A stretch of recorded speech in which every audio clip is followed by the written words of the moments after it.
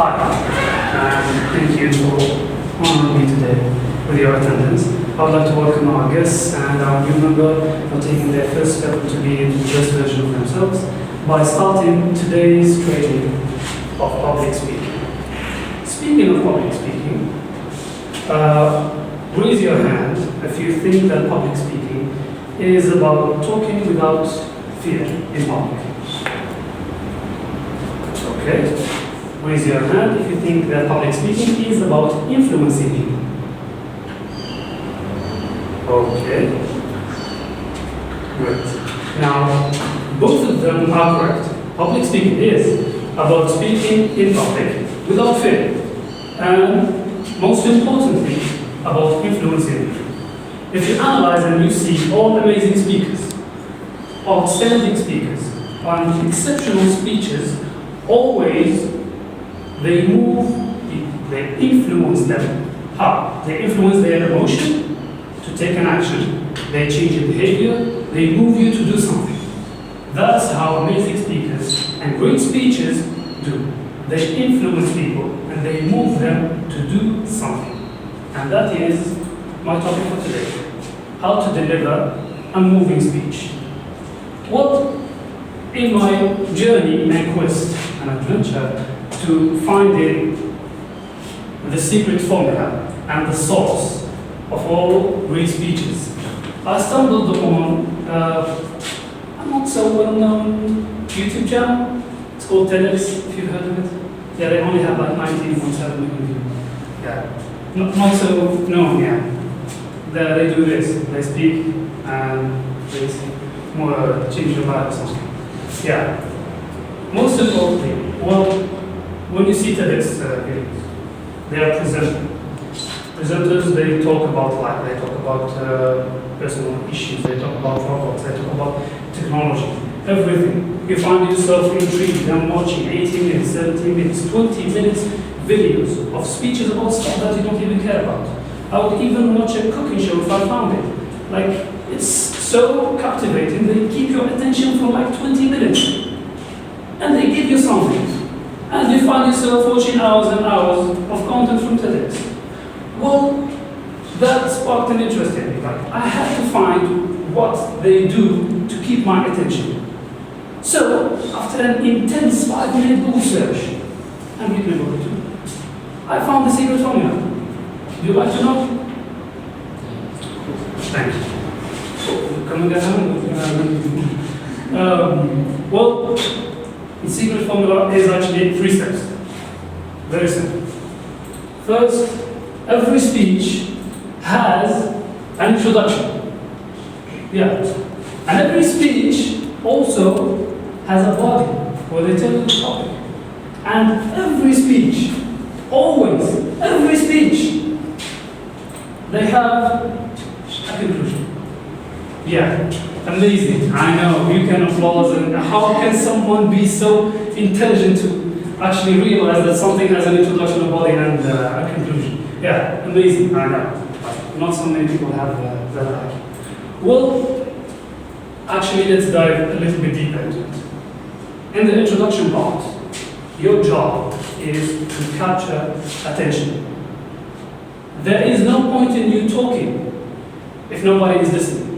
You need to get their attention in order for them to actually listen to what you say.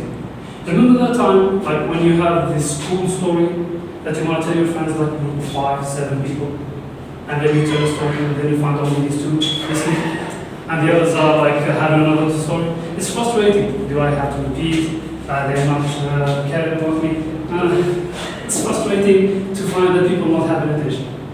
So you have to get their attention, because there is no point in you talking if nobody is listening. How can you do that? A good question. Yeah, ask yourself. Well, the first thing you can do is by engaging the audience. How can you engage the audience? Ask them questions. Engage them in the first minute to 3 minutes. Ask them a question, let them move, let them do something, so they are with you. Well, another way you can do either these 2 things. Either ask a provocative question, or make a provocative statement. And how can you do that? Well, I can step up here and be like, smoking is good. Smoking is great. You'd be like, why? Is he stupid? Is he something? What's wrong with him? Smoking is not good. Well, I just provoked you to I got your interest by telling you something provocative. And you can also use humor. How can you say that? I can say, smoking is good because it reduces the population of death. Somewhat, you can use humor, give them a joke, give them a story at first. Well, now you've got people's attention. You grab their attention. You have. What should you do? Well, you have two things to do, actually. You have the red pill, which is give them information, give them numbers, statistics, info for your topic. Or you can go with the other option, which is give them a story. Tell them a story with a value. Tell them a story that they will get some value. Don't just speak out.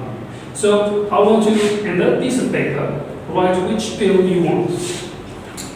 Red or blue. And then fold it and keep it from it.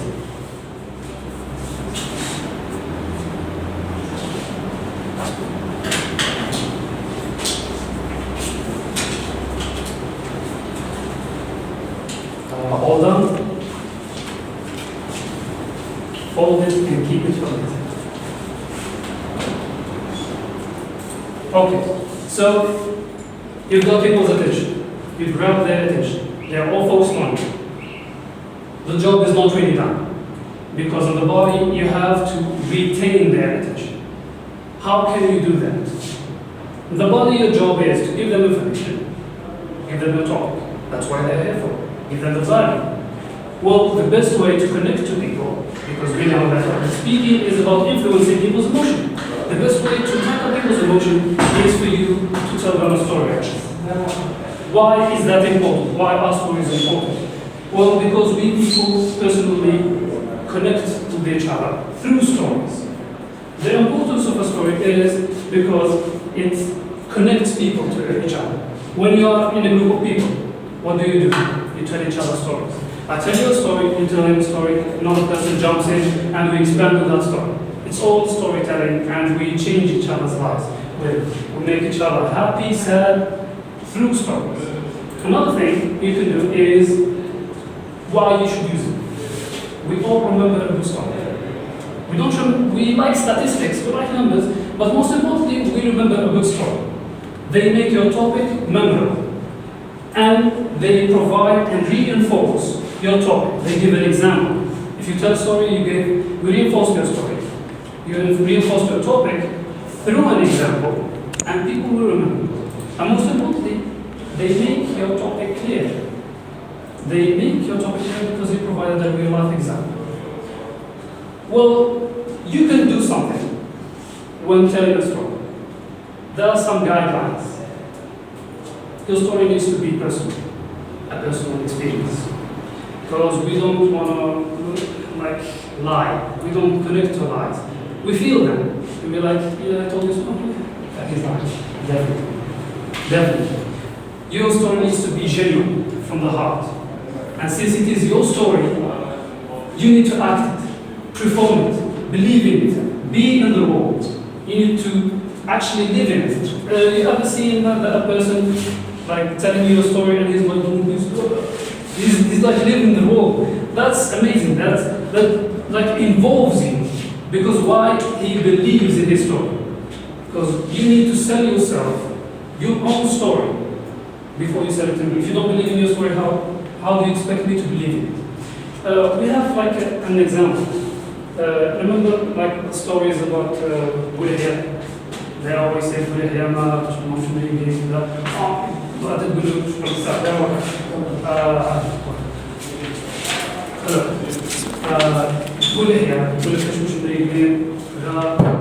تقول يعني بعد يقول جاري وراه واحد النهار كان فاتح عنده تعرفها ودار وش دار he reinforced the story, he gave an example, he clarified it, and what he did, he provided an example. And you will not remember him saying that you will remember Murad in Bushri. So you might not believe it, but one person in the group will believe it, and he will tell the story back. And he will be much harsher in retelling that story. And it will live on and change people's views on that specific person. Well, now you have people's attention. You grab their attention, you retain their attention.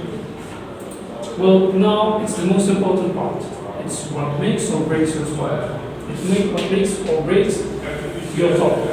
You need to give insight. I listen to you. You grab my attention. What's the point? Give me something. You need to give them insight. You have been listening for 10, 15 minutes, like being passive. Now you need to provide something for them. It's what makes or breaks your topic. And you need to give them something. You planted an idea, a seed, in their minds. Let it flourish. Give them something to act upon. Give them something so they can go home and think about, so they can be active. And also, you need to end with something positive. We remember a good story, but we remember the last part of the conversation. If it's good, we remember the good part. If it's bad, we'll think like the whole presentation, the whole speech was negative. It wasn't really that motivating, it wasn't really that positive. And you can give them like a call to action. Do this or do that. Do this or do that. A clear, simple call to action. Now, let me just recap a few things. We've seen that you need to take people's attention for them to actually listen to you. There is no point in you speaking if you don't have people's attention. You need to retain it, and the best way to involve them is through a story. Because they are easily remembered, they clarify, they reinforce, and provide an example of your story, of your whole topic. And lastly, you need to provide an insight.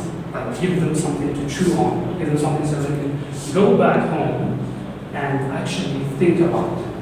So, and lastly, as I said, and let me say, so we as people, we connect with each other. We got people's attention. They are thinking with you. Now we retain it with a story. Now end it with something new. We remember the last part, always the last part. You got their attention, they remember your story, they got everything. But they can't remember the whole 15 minutes, they will remember the last part, and they will judge your point. So give them a last thing, so they can chew on. And lastly, I want to give you like this quote that I really like. It's by Maya Angelou. I've learned that people don't remember. They forget what you say, they forget what you do to them, but they will never forget what you make them feel. And stories are the best way to make people feel something. If you make them feel something, you can influence their feeling to make them do something. And therefore, you will be a powerful presenter, and you, inshallah, will be moving people from one state of mind into another. Thank you. Any questions? Do you have any questions? Yeah. You don't remember? Yeah. So you've wrote either the blue pill or the red pill. Which one did you write? Red. Information. So who wrote red? Who wrote blue? Okay. Do you want to change from red to blue or from blue to red? After hearing this. You want to give them information? Okay. No one wants to change from blue to red. Well, I wrote something like I wrote red, but maybe both. No, you need to choose one. But I'm not telling you to give them a story. Don't give them like a pointless story. Your story needs to have value. بتحكي ليش بركة جيت قصر معايا وترى إيه قصر معايا احكي لي قصة مش مدي فاليو مثل احكي لي فيها فائدة تعمر ليش 15 دقيقة جراح. Well, I've seen presentation. Yeah. When the presenter, he didn't give any value, he just talked in the same way they talk in TED. and he acted the same way. And he makes you feel like the same feeling you get from every TED talk, without giving you any information. How long did you listen to it? Like, till the end, of course. How long was it? Maybe 15 or... He got his attention 15 minutes, he started. Yeah, he started attention 15 minutes. Well, it didn't provide value, but he got your attention, which was which is really important. If you provide value with nobody listening to it, you're providing value for yourself. Well, he didn't provide value, but he got recognition. So, these are my references. And thank you for listening.